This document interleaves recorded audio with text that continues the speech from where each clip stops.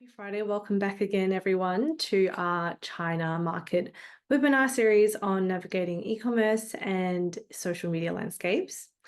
I'm Jenny, for everyone who hasn't met me yet, but I'm account manager from Brand Catalyzer. And we are a leading independent go-to-marketing consulting and agency hybrid that we very much specialize in providing cross-border distribution and cross-cultural marketing solutions for China and Southeast Asian markets.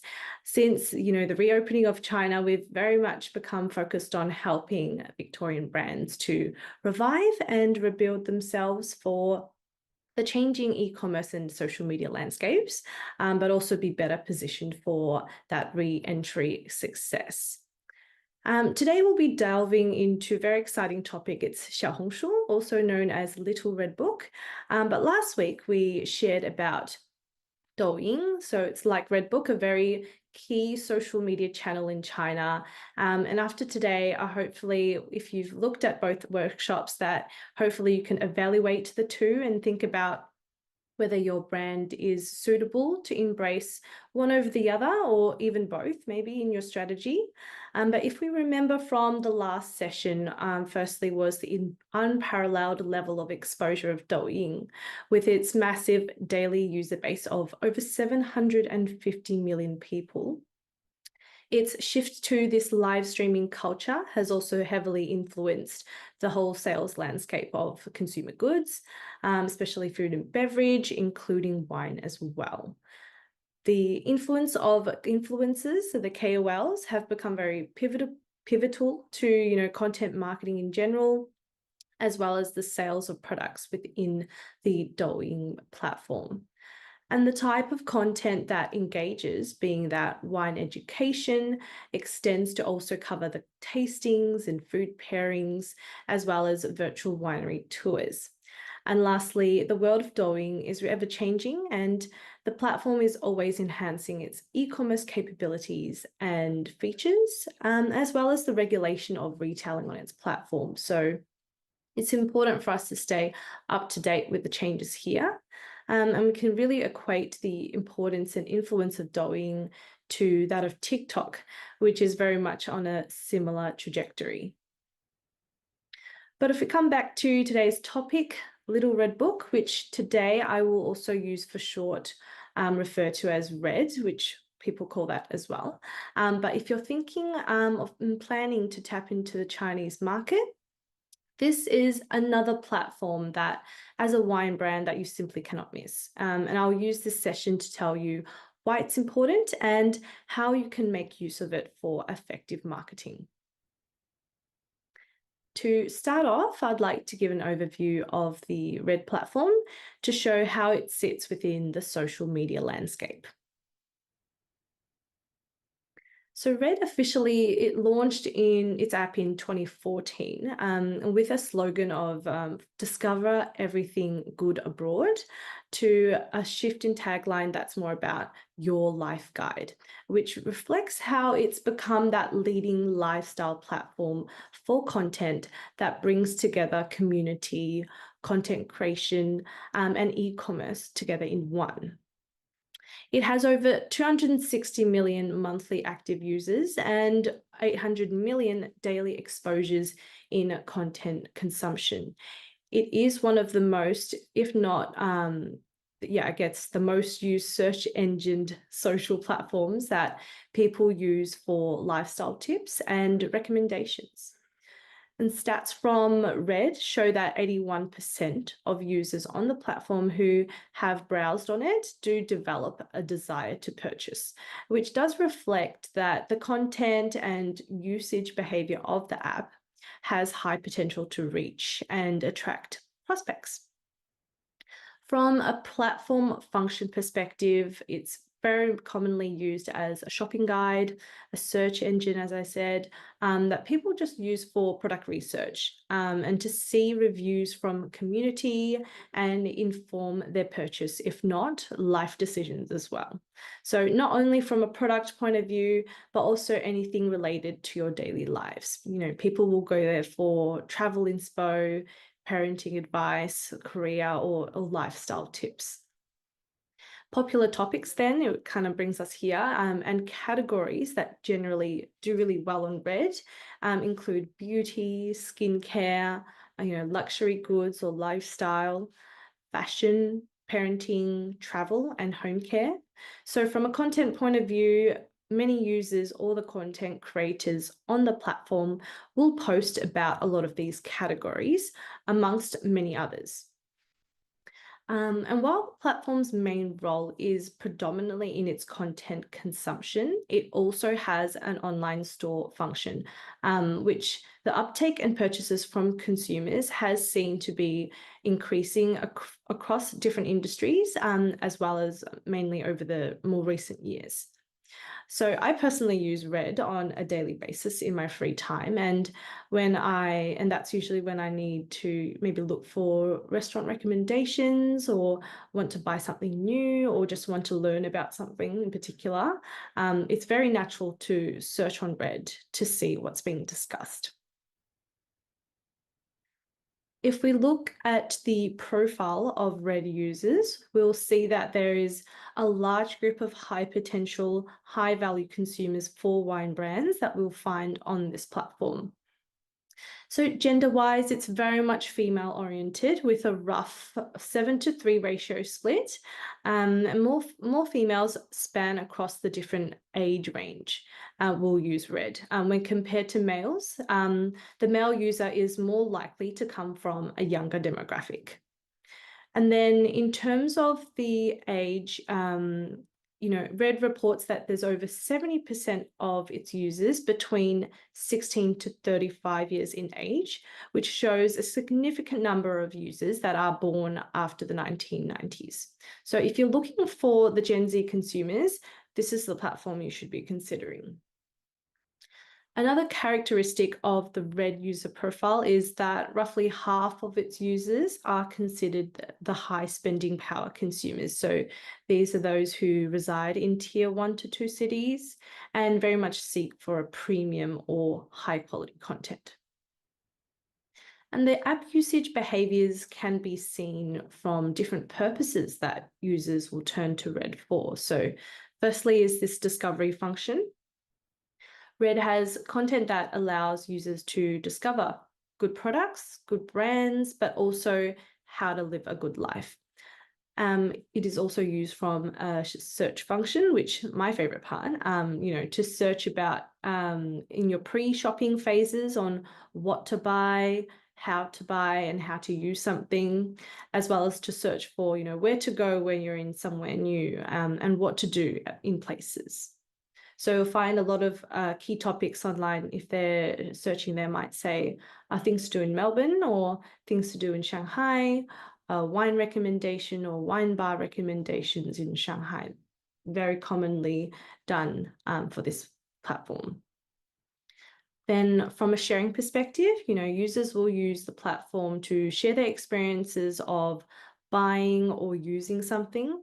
They'll also share about personal stories or brand and product stories that they feel resonate with themselves or they want to share with others about. And there's also the lifestyle sharing. So that's the vlogging through your videos or vlogging through photo content. And that's very much a common way that people share about what they do.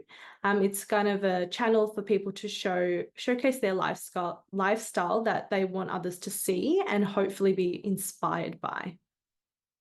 And it's this desire to share that translates to the type of content that they create on the platform, which kind of allows others to discover the new products or in experiences and be that channel for thought leadership, to posting tutorials or usage guides and other forms of knowledge sharing. So we'll see that these 4 components kind of form their own cycle, and Red becomes an ecosystem in itself where the supply and demand of content feeds itself and keeps users on the platform who contribute to both creating content but also consuming content. And seeing how Red functions as a platform, we can also see how important and impactful it may be for branding, especially in the consumer purchasing journey. So if we look at the marketing funnel in its discovery function of Red, we see how it does allow it to be very ideal for the awareness phase of marketing. So where it is the place to build your awareness for your brand or product. Red also has its algorithm where it drives recommended content based on user browsing habits or potential interests, giving it both organic and platform-driven exposure opportunities. But as well as through direct search of content, as we mentioned earlier, having more content on the platform increases the likelihood to appear for in an interest and desire phase, where users will search through keywords. So like I said, wine bar recommendations or what to do. So maximizing the amount of content and ensuring that your content has relevant keywords makes it very important to increase the number of touch points for your brand, kind of in this middle part. Then for the action phase, most online transactions, particularly wine, they still happen on traditional e-commerce platforms. And while Red does have its own online store system, merchants are still kind of taking their time to get familiarized with the platform, and may not rely on Red very heavily yet for sales conversions. And it's more for that top of funnel and the post-purchase activities. But we do think it's probably just a matter of time as people then become more familiarized with the e-commerce component of it as well. But we'll see that WeChat is, of course, an extremely important channel for those who are interested in the China market. You've probably had some sort of exposure with this one, but it's very important for the loyalty phase to build your customer relationships. And our workshop next week will talk about the WeChat ecosystem. So do join that one if you're interested. But in the last phase of advocacy is something I wanted to touch on, where the Red is that platform that is ideal for users to showcase their experience and reviews of their interaction with brands and products. And it is a great platform for users, consumers, if not influencers, to advocate for your brand. And in running through how Red impacts the marketing funnel, I guess it's worth to see how it compares to Douyin that we covered last week.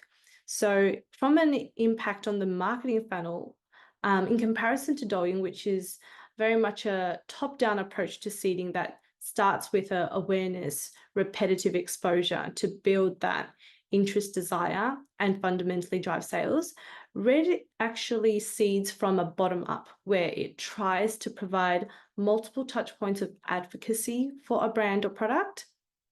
And through that advocacy is influencing users who are in a interest, desire, or awareness phase. So kind of mentioning that cycle we were talking about, but it very much starts from having that advocacy, having that content there, and influencing those that are kind of in stages before. But from what it seeds best, we were saying that Red is best at seeding that product interest, whereas Douyin is more on the sales, like to directly convert with incentives provided for conversion. From a function to users, Red users are, they're able to see what the community is sharing about, and experiencing and purchasing, while for Douyin, it's more about that quick, short video entertainment and the bargain purchases they can get from the platform. Its function to brands, Red can be used for branding and, most importantly, that seeding of not only products, but also beliefs, values, the mindsets and way of living, which impact the trends and cultures that come about for consumers. And where compared to Douyin, Red has a very high user stickiness, and in how habitual the usage becomes and how relatable and connected that people feel with the platform. In terms of the seeding tactic, just hinting here, but on how you could maximize your impact on Red, but it's very much through first increasing the amount of KOC user-generated content on the platform to enrich the search results, and then leveraging that, that influence of quality key opinion leader KOL partnerships that align with your brand, which you then support with commercial or branded content to further sell an idea or product. In terms of the content format and usage behavior, makes it very suitable for sharing content on topics around personal development, beauty, pets, lifestyle sharing, and many other categories we talked about earlier. So if you're thinking about which platform is more suitable for your brand, you can very likely come back to this slide and kind of see and weigh out what's at play here. If you've managed to check out Red in the past, unfortunately, the content is all still in Chinese, because mainly it's the Chinese users that post content, but you'll find it's very similar to Instagram. Except this, if you see, this is when you open an app, the default navigation that you kind of scroll through your pages is set at the explore page. And that's usually what the platform will recommend to you based on your interest. But you'll have options to switch to content, to look at content of people you follow, as well as those who are nearby to you. And that's based on your location targeting. But you'll find that in feed navigation, that the post and their headings and the cover photos then become very key to attracting attention for a user. You'll have to grab their attention with a very impactful headline, with a very interesting cover photo before they click into your post, and then they'll be able to see your full captions. So having a catchy headline and appealing cover photo does get very important to get noticed. And we spoke about the key categories for content on Red, but here's just an official ranking on the amount of content from each category. So for wine, it falls under the food and beverage category, ranks 6th in most shared and consumed content. But in terms of wine-related content, many top keyword and phrases include, wine, and then wine suitable for females, alcohol for social gatherings, and even Australian wine in general. And we can see that from sharing of posts that these imagery styles range quite greatly, from very authentic lifestyle snaps, just laying it out on your kitchen table, to a bit more quality photo shoots that you'll see later, as well as different examples. In terms of the search trends and volumes for alcohol, mixology has been growing, as well as convenience store mixes. So that's something, people are finding ways to mix their drinks together and find different tastes that they enjoy.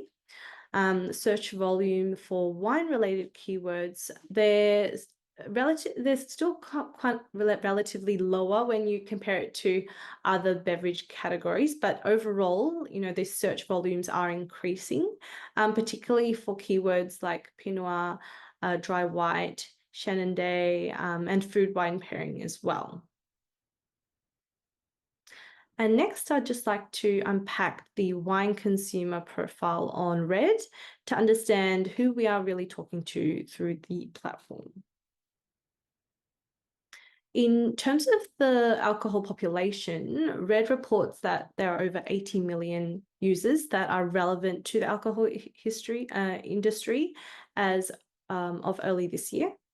And 66% of these Red users either consume wine regularly or show that they follow and consume wine-related content on the platform.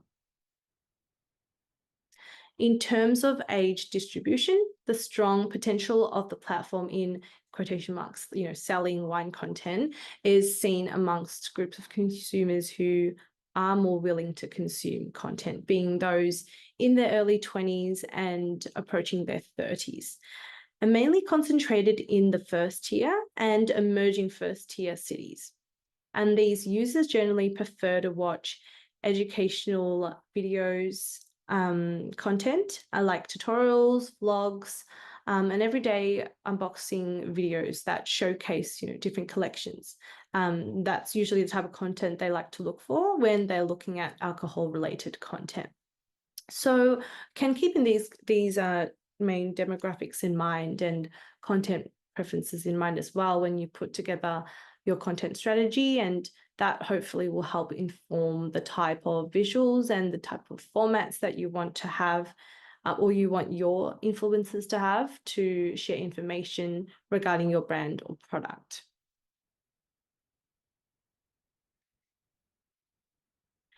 Looking deeper into the type of content and trends, sorry, key topics generally belong to 4 categories. So brand, target audience, consumption scenario, or atmospheric related. Examples of brand related topics include discussion around limited editions, brand or viral challenges. And target audience wise, we see a gender difference in discussion, such as around what types of wines are suitable for women, or for male consumers, it's about their investments in their wine collections or showing off their rare or exclusive bottles. And consumption scenarios always play a big part in content, kind of like how to drink wine in social settings or gifting guides for festive seasons, which also relates to the atmospheric and storytelling approach in content on festivities and drinking also for good night's sleep. And here again, we just summarize a few key content seeding trends that you can refer to and possibly include in your content planning. So festive gathering and capturing that evening drinking scenario is perfect to capture the consumer tendency that they like to really celebrate any occasion. So from Lunar New Year then to celebrating another day at work.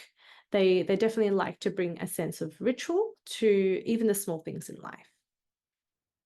Then food pairing and using atmospheric images help to inspire users in a way of living, and have that more aspirational, better quality of life and aesthetic lifestyles.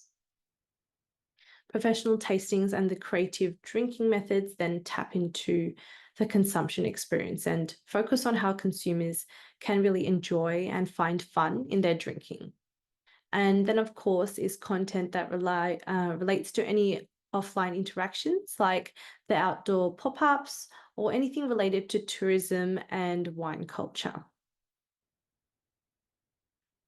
And here is just to give us an idea visually on what these what these posts can look like. So immersive drinking, you can really capture from both a brand or influencer perspective. And then your store visits, you could really explore this format with your on-trade channels or your partners, and have maybe influencers visit these stores and take photos. And then even, if you're off-trade, particularly visiting your off-trade stores, that's also an option for them to showcase accessibility.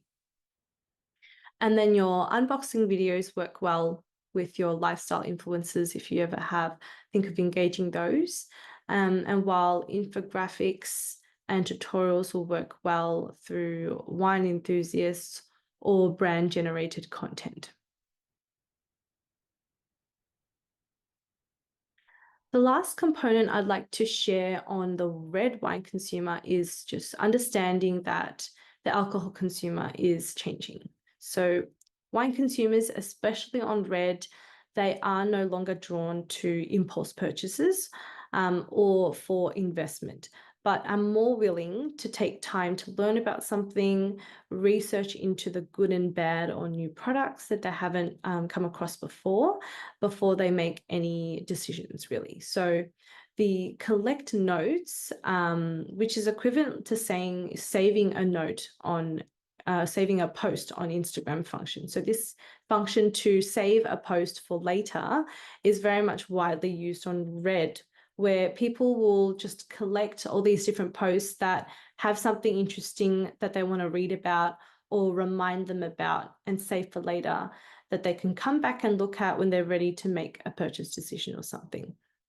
Or they might simply just save post when they feel like a product or brand or even story is relevant to them. And the second change is the shift to consumers drinking and consuming for me, so for the self. And wine it used to be associated more for gifting and symbolize very much of social status or be a reputation for health. And now it's more for one's own pleasure. So especially with the rising cost of living, the focus on the me economy does reflect that people are looking more to how to please themselves or how to have a better life for yourself. And as many markets grow and mature and more products and options become available to market, wine consumers are also used to having greater variety in their drinking options and have that greater accessibility to obtaining knowledge, as well as being more informed of their choices, which does imply that consumers, they are more open to broadening their palettes and trying new things. So being the type of platform Red is, it makes it the perfect platform to really be advocating for a new wine option, as well as educating consumers on what makes your wine so unique and worth a try. But just kind of understanding the shift in the perception on drinking in general, but also how wine is, kind of influence how maybe you want to position your brand as well for the market. And now I'd like to move on to how you can plan your brand marketing strategy for Red. So marketing on Red, when simply put, can include these three components. So first is always understanding your audience. That always starts with understanding who your core consumer is, who do you think resonates most with your brand, which influences how you want to position your brand and what content you want to create about a product or brand as well. And your consumers, it doesn't mean it's not just a single segment, but it's always a good starting point to find focus and then maybe improvise based on feedback. And having a focus will allow you to kind of prioritize your investment budget as well. And you kind of know where you want to allocate the most resources to tackle your consumer groups. Which brings us to the second component, which is around the original owned content being content you share as a brand directly to the platform, as well as the KOL, KOC content, who are the influencers that represent you or advocate for your brand and speak for your brand. And as I mentioned, understanding your target audience will allow you to filter and find focus on the type of content you want to post, as well as the type of influencers you want to partner with. Then the third component is then about how to maximize all this. So you want to increase the exposure of your second component here. And that is through paid ads. So like other social media platforms, Red has its own advertising suite that allows you to run different formats of ads and categorized mainly as this in-feed ads and search ads. So one being audience-based, which you can refine as in refining your audience targeting by researching on your target audience here. While the other is based on this keyword targeting, which can also be done by researching on, what are the trending posts that are getting the most clicks, what are the main top trending keywords to get most noticed, and then looking at the general trends across the platform that's not only relevant to the wine industry, but as kind of for the Chinese consumers as a whole, which overall improves the likelihood of how your content and appears, as well as just appearing more frequently on the other screens. So the objective is really to increase the views of your original or influencer posts to make sure that more users are able to be exposed to your content. And now I'd like to share on how we can look at those components separately. So we looked at the general wine consumer earlier. So once you have an idea of your audience, you then need to set up your own social media account. Similarly to Douyin, you can either set up a standard account or also take steps to get a verified account, which just gives you extra functions and obviously the brand legitimacy benefits when you get that verification tick that we shared earlier for Douyin last week as well. But for your own media account, a few things to consider when you're planning. So firstly is the content format. So think about your editing or design capabilities, as it is having an appealing cover image for your static or video post is very important to catch the user's attention. And a mixed use of posters and videos is also highly recommended to kind of diversify the content. From a posting frequency perspective, it's generally suggested to do 8 to 12 posts monthly to ensure that there is a consistent stream of content. And that's quite important when you set up a new account, as the platform is set up in a way where it will drive your content if you're posting more frequently, especially in the early phases. And we also recommend a balanced use of original and UGC content, and that meaning to have some real human element in your content as well, apart from any like still photos, photo shoots, just to add a bit more authenticity and relatability to your brand.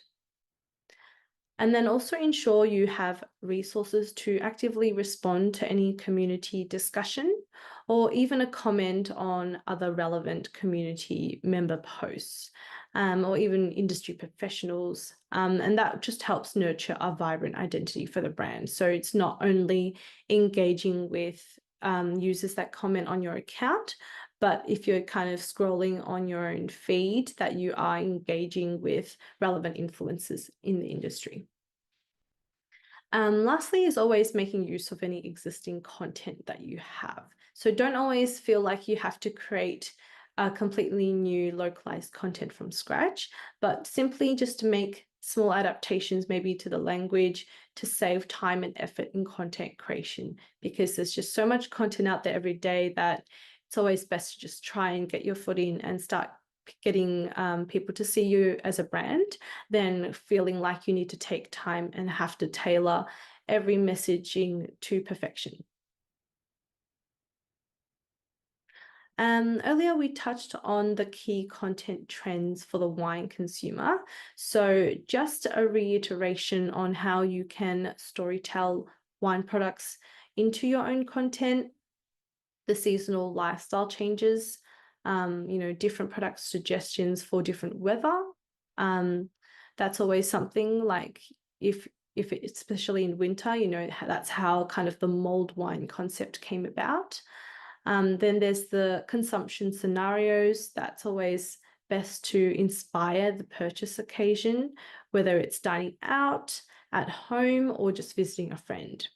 Wine can be the go-to drink. I guess that's kind of the purpose of embedding the different consumption scenarios in your content, and that's just to help wine as a whole, the wine industry as a whole, and then for your brand as well to feel more accessible. Then capturing emotions that you want to elicit from your product, and then showcasing that aesthetic appeal that you'd like to have your brand to have or represent. So like we said, the platform is about sharing the experience. So it's not just the very upfront benefits or features of a product, but more about the overall experience. What are the emotions? What are the social values that come out together with the product is something that we can find ways to showcase as well.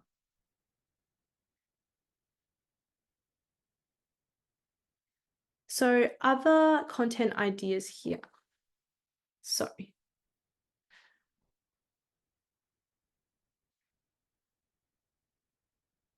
So other content ideas here for your owned media account. So traditional festivals, the key holidays, the celebratory dates, they're always a great time to create themed content for and join the festive spirits with the users with your product.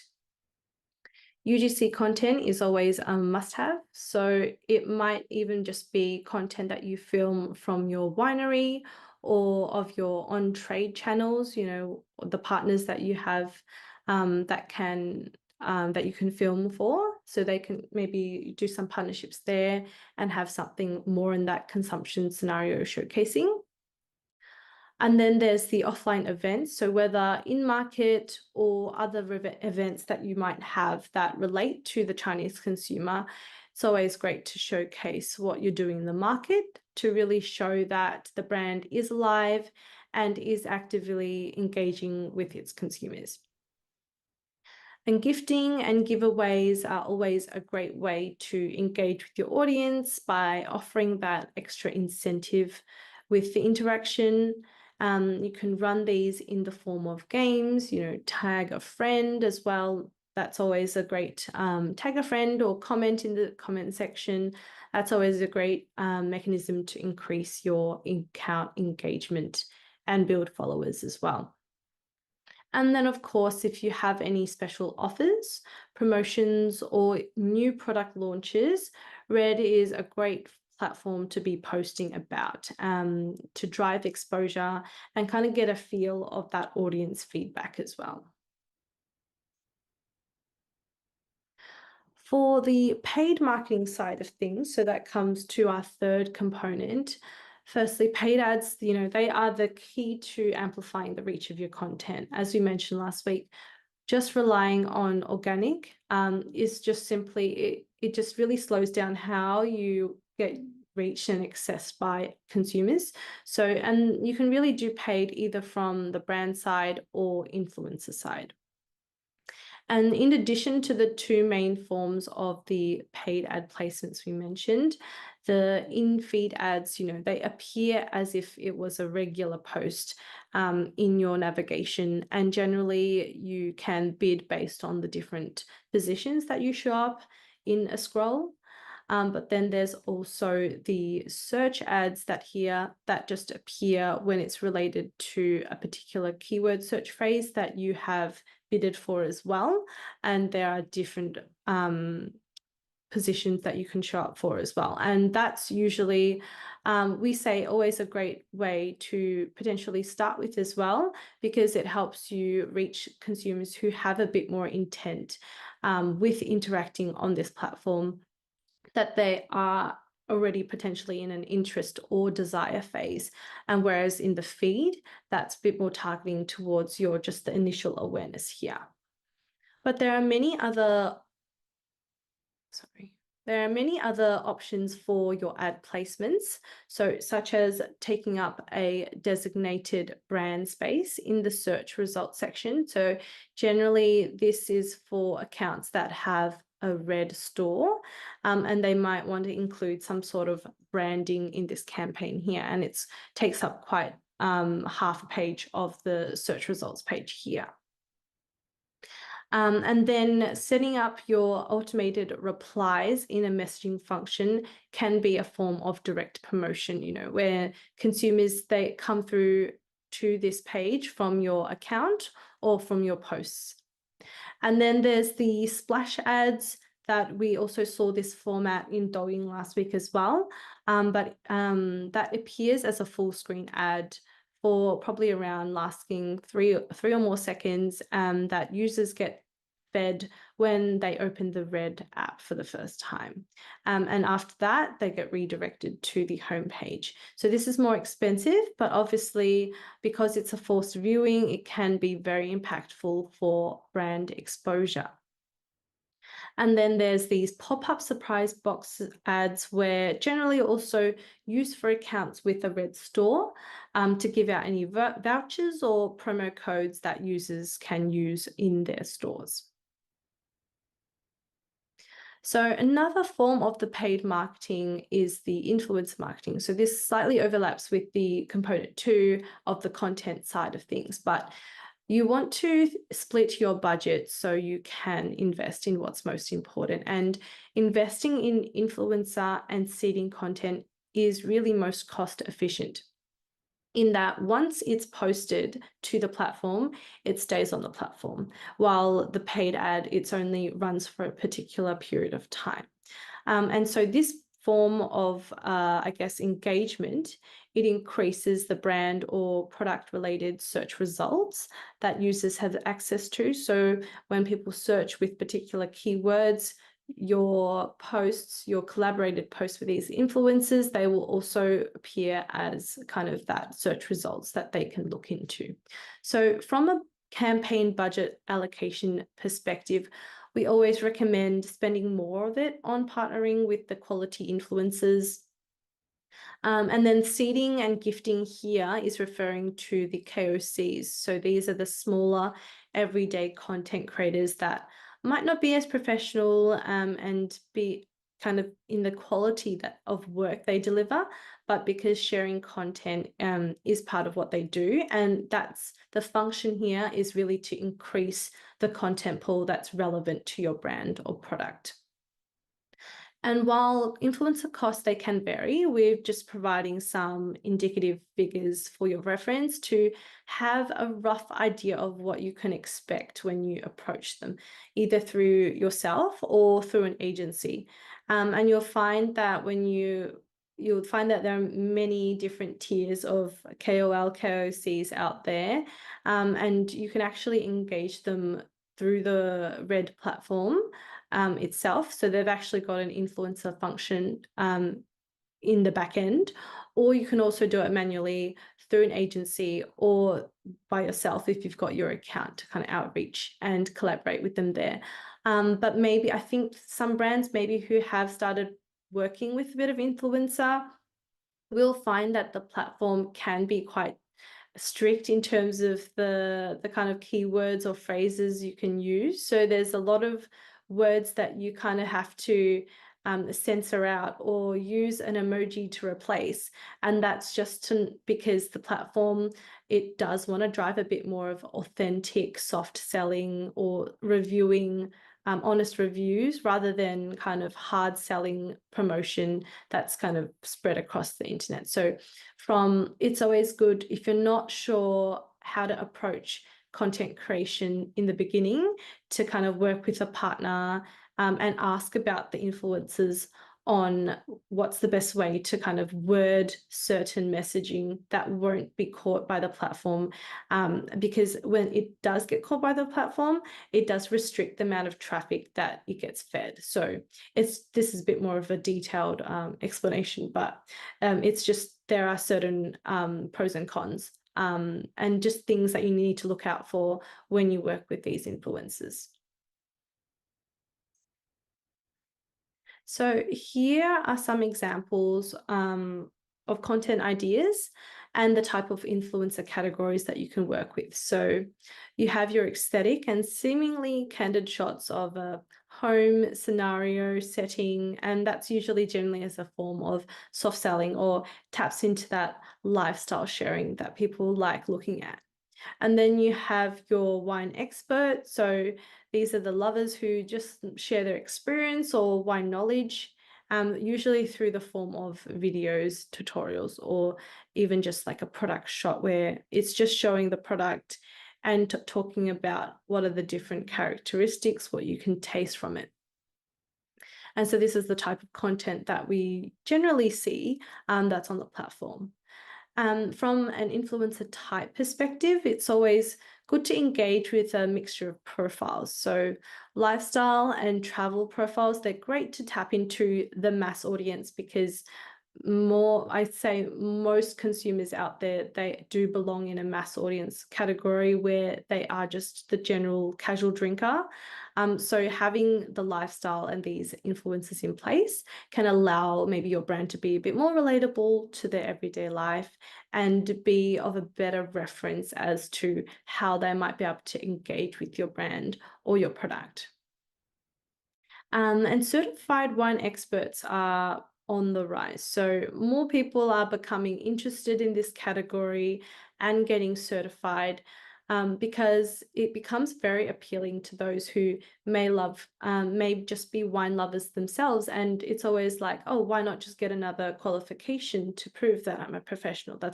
It's just quite like a common trend people like doing, and a bit of like an award for themselves to showcase that. And then there's also profiles out there that, are simply the wine enthusiasts, the matured wine drinkers, or even be a seller of wine themselves. They might be their own distributor and sell different brands. So they like to share that in combination with what they like doing every day as their passion. So this is a profile of influencers out there that you can probably work with as well. And potentially, I'd say any of these work really well with either having them post about your brand or your product, but even just to maybe invite them over to visit, have your own family trips, and have them experience your brand and your wineries, and kind of film that and post it out with their followers. So that's always ways you can engage with these people. And the last section here on influencers is just a quick rundown of an influencer campaign. So the typical steps and processes. So usually starting with sourcing, that's where you really identify a potential list of influencers suitable to your brand or product, which either your brand or your agency will help assist to put together, and outreach. And usually that's to understand the different costings as well. And once you do confirm your list, you will then start sending out your products to influencers and provide them with a content brief, outlining exactly what you're hoping for them to create and the different deadlines you'd hope they can meet as well. And then when they share back their content with you and you can review it, they can then post it onto the Red platform. And generally, your partnerships will either be gifted or paid collaborations.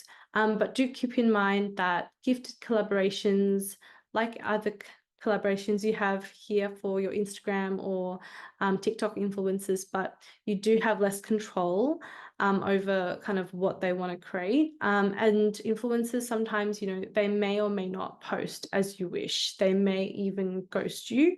So that's always a risk there. But and so we always recommend that paid collaborations are always best to deliver higher quality content and just deliver better results. So it's always just good to somehow establish a more long-term relationship with influencers because they can help you really test the type of content that works well, and then maybe provide you with content that you can use to amplify for your own account. So also that brings me to the next process, which is always, don't forget to understand your usage rights for the content that you've worked with influencers for, but always know you can amplify, repurpose content for your own channels and your own account. And that is just to maximize the amount of exposure you can achieve for the engagement. So always worth asking up front what your usage rights are, whether for Red influencers or influencers from other channels. The last section I'd like to cover here is just to bring together what we've talked about today and share how the Red platform really presents great opportunities for Victorian wine brands. So firstly, many advantages of promoting Red, kind of wine brands on Red. So first is that the user base is composed of high potential prospect consumers, particularly young women who are growing to become the core wine consumer. And being its advocacy-focused platform makes it fundamental to leverage the word of mouth factor, where users are highly interactive and actively seek people's feedback, reviews on their experiences and purchases. So there is also great alignment in the wine category with the Red user lifestyles, in that their interests very much complement the embracement and the consumption of wine. From a marketing point of view, there are many ways you can advocate and promote your brand and content on the platform. Apart from static and video content, you can also now share live images, which is a function loved by Apple users. And also live streaming is also a tool that you can use. So I didn't cover live streaming today because as opposed to Douyin, its live streaming function does take a slightly different angle. It takes on more of the quiet selling approach that we touched on last week, and that's a bit more conversational and rather the hard selling, which happens on Douyin. And that's something maybe you can explore in later phases of your China marketing strategy on how to kind of leverage the live streaming functions for the different platforms that kind of work in your favor. And while Red is predominantly used for research and the top of funnel actions, it is of course a social commerce platform. So you can definitely open your Red store further down the line, or if you or your distributor have the capability to, it's always worth to open one, even just for that exposure and people have access to more product information. But that's always an option there if you have your own Red account. And lastly, being the platform it is, the pool of KOL, KLCs out there is massive. So it's always possible to find profiles that are suitable to voice for your brand and enhance your exposure. And some other opportunities that you can tap into include, the different Red marketing campaigns that the platform has itself for category-specific trends. They also have different activations that you can leverage on to drive traction for your own brands, such as they had like a city drink map, roadmap, which was a twist on a trend, city walk. I'm not sure if you've heard of this phrase amongst Chinese consumers, but it's just a trend of just literally walking in the city and just sharing what they're doing on their walks. And that's kind of transition to a city drink. So it's like, okay, where are the drink places that I can show others when I'm in the city? And then you can also engage in different co-branding or collaborations with your partners in market, whether it's within industry or cross-industry. That's always helpful to help promote or drive traffic, especially to your different on-trade and off-trade partners. And like I mentioned, live streaming, that can take on with the objective of selling, or also just taking audiences on a winery tour that's more about just showcasing the kind of lifestyle or things about your product for them. So that doesn't have to always be conversion driven. An example of a hot topic that you could create content for is a topic of home bar. So as we see, consumers are bringing wine drinking to become more a part of their everyday lives. We do see that the consumption scenarios of drinking in a more relaxing home-like environments and social gatherings take place more at home. That's becoming more prevalent. And it's quite common to just have that scenario, create content, whether it's at a friend's house or even if it's just a home bar, literally for yourself. So for Victorian brands, I think we can think about how accessible our products currently are for off-trade purchases as well. Like on-trade is very important, but I guess the accessibility factor is about thinking about what are other off-trade options there, because we already have a great product.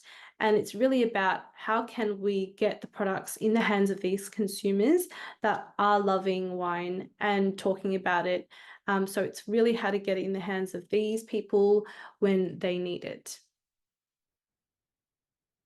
And here is just to show an example of a marketing case on Red. So this brand, Chateau Me Hope.